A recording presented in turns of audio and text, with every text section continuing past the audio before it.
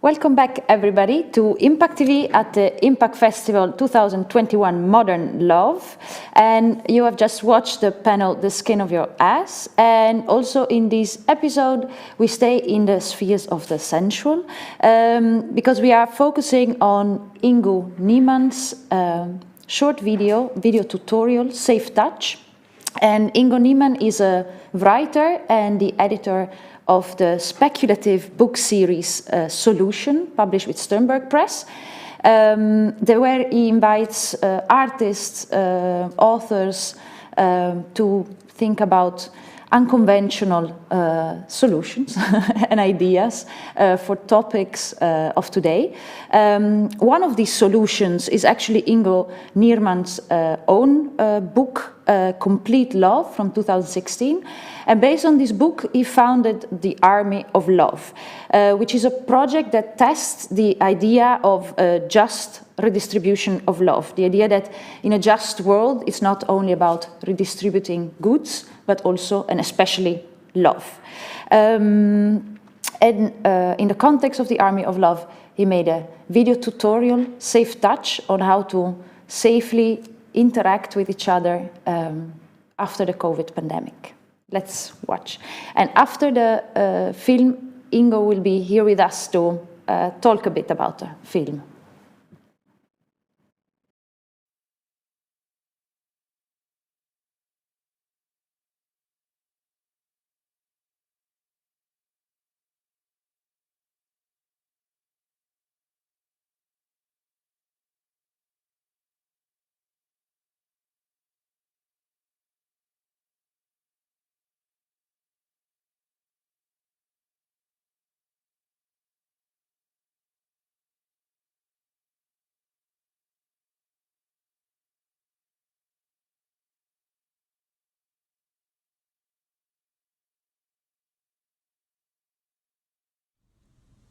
Intense gaze.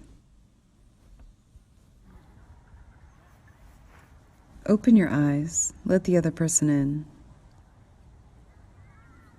Allow them to look through your eyes and imagine that they can reach the back of your eyeballs. We often start our recruitments and training camps with this exercise. Now you have to practice it with a bit more distance. Continue for at least 5 minutes. And don't take it too seriously. You can smile. But don't pressure yourself into showing constant sympathy or bliss either.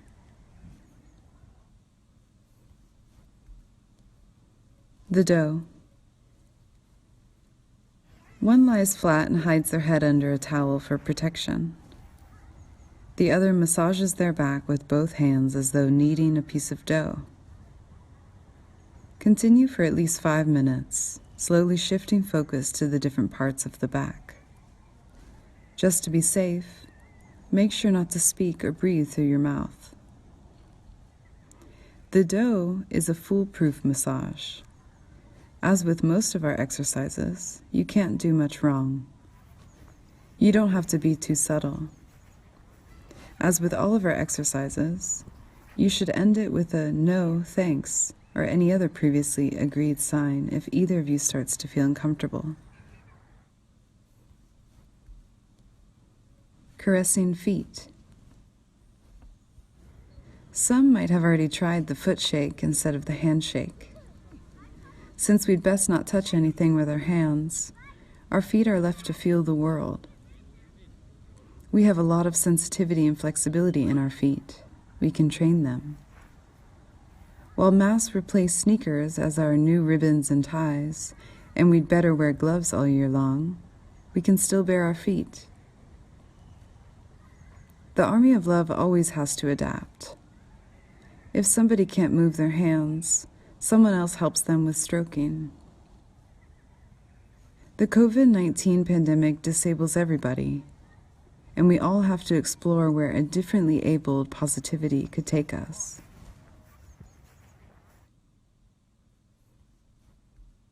Give me your hand. It's actually still possible to safely touch each other's hands. We just have to stretch our arms out and avoid looking at each other. This exercise is literally about one giving their hand to the other in whichever way they like, for at least 3 minutes. Like a lot of our practices, this exercise is meant to reduce the pressure for appropriate reciprocity. It can be relaxing to just focus on your own pleasure sometimes, or that of another. Afterwards, use hand sanitizer. Broken mirror. You come up with a movement and the other person mirrors you, but improperly. You then mirror them improperly, and so on. When you meet in public, try not to feel intimidated by passers-by. Be proud. What you're doing is a public demonstration that social distancing doesn't have to imply the absence of intimacy without anybody outside of your core family. Self-isolation is an additional intimate discrimination against the elderly, the sick, and singles. But there is intimacy that doesn't need touch, and there are ways to touch safely. Just as people developed an understanding of safe sex in response to the AIDS crisis, we now have to learn and promote safe touch.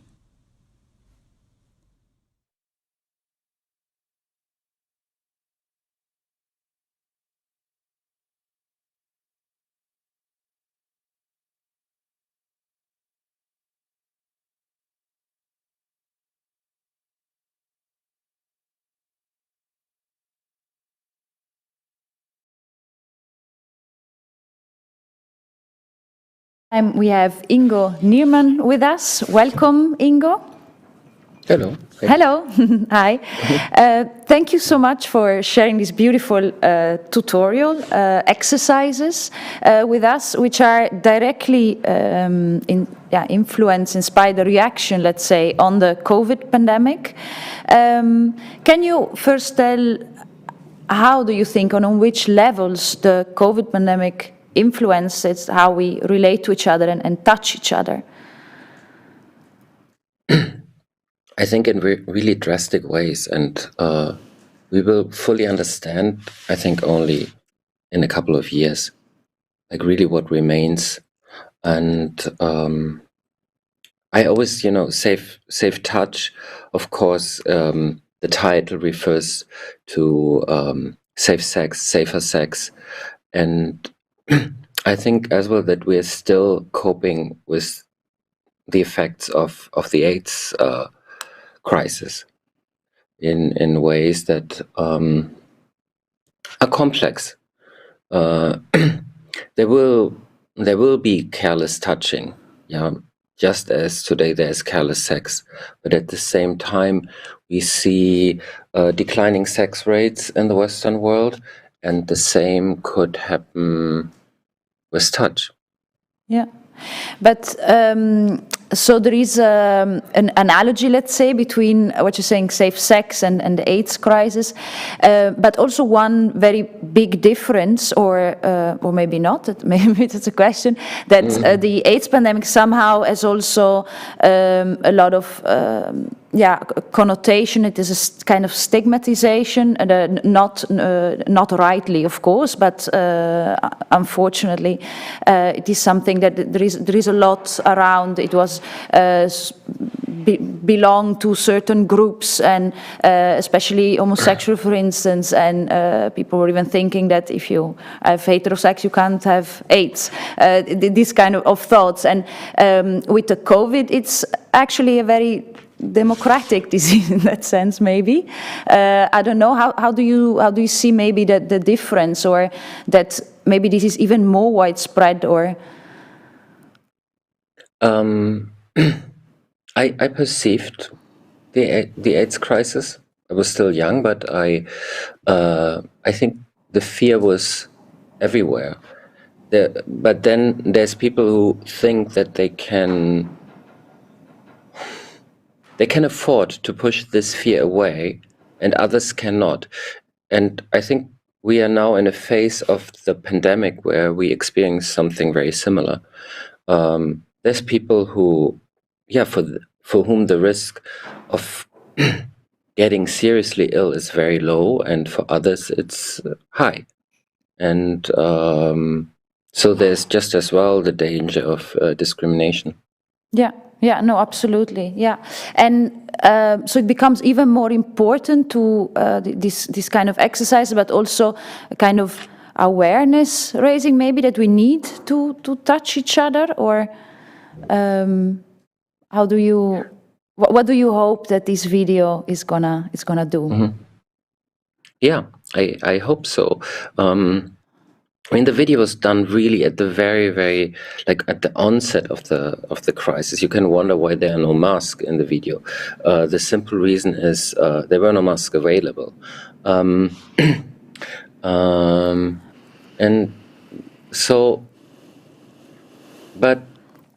And since then, in the Army of Love, we came up even with more exercises. We did actually proper recruitments, trainings, how we call it, under the premise of safe touch, and that were really impressive experiments, really experiences, really overwhelming. And I hope that this video is, gives you an idea of how easy it can be to, no matter what, touch each other. And I think it's just a great experience. Yeah, and this is in the context of the Army of Love. I think the mission, maybe more generally, of the Army of Love is to spread this kind of feeling, of also this knowledge that the touch and love is important, and it should be for everybody. Can you tell us a bit more about the Army of Love, because it is actually quite big project, solidarity. I don't know, how would you call it? It's a community, maybe. Yeah, it's a community, and it's in the making. It does not. It could become a movement. We are still exploring. Let's say it's still in a. I think with computer programs you would call it a beta phase, no? Beta phase. So we are. Yeah, so every event that we do, every training is also a training of us. And there's a loose group of maybe a dozen or 24 people who are able to organize such events. But we invite everybody to do this. On our website, there are more tutorials. We were working on a library of exercises, and and there's also, and we do these films.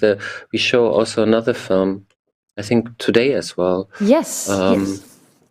At 7:10, the Ocean of Love, and that is actually a longer film that maybe goes even more into depth into this philosophy of this community in the making, this beta community, let's say. Yeah. Do you want to say a little bit more about Ocean of Love, which you didn't make alone, correct? No, I did it with filmmaker Alexa Karolinsky, and we already had done a video before that was like the initial promotion video of the Army of Love, and with this one, Oceano, our longest film so far, it's really a feature length.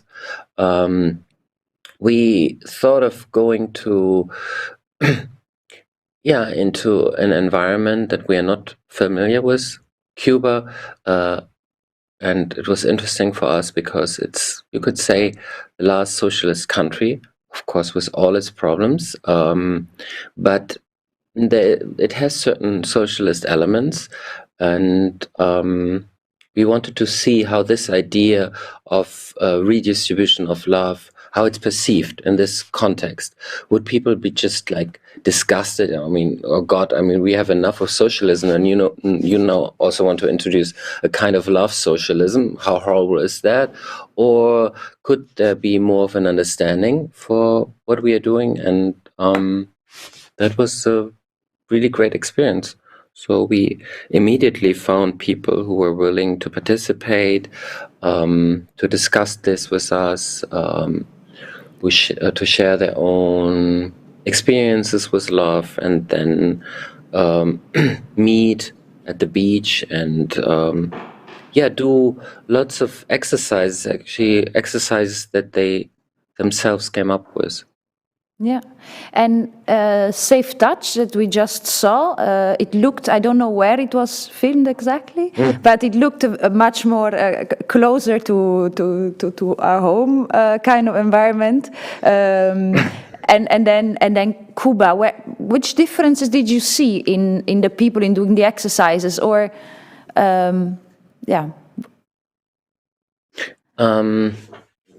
There's a lot of similarity.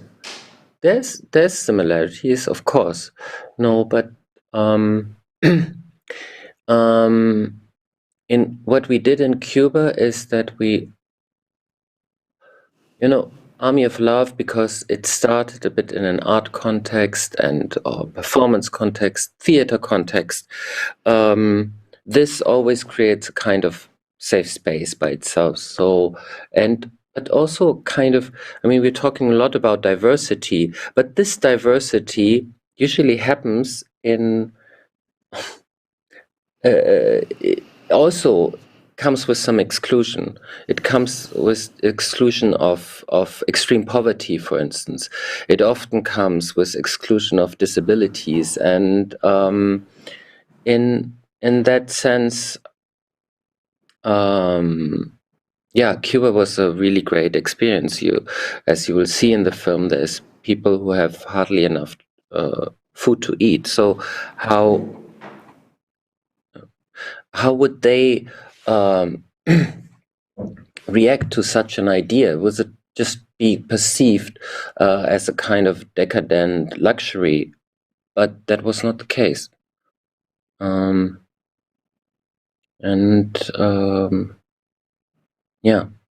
This was a very rewarding experience for us. Yeah. While the Safe Touch video, we did it just, I'm based in Basel, so I asked two friends, was a sunny day, can you do some exercises? I will film you. It was the first time ever that I myself did some camera work. It was just done with a smartphone. Yeah. Another friend spoke, Stacy, was here, actually based in Utrecht.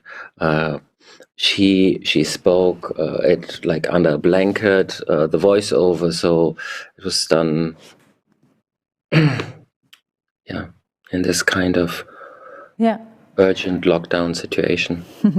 Yes, thank you so much. So tonight at 7:10, Ocean of Love, absolutely recommended. And now I think our Q&A is at that time. I think the film starts earlier.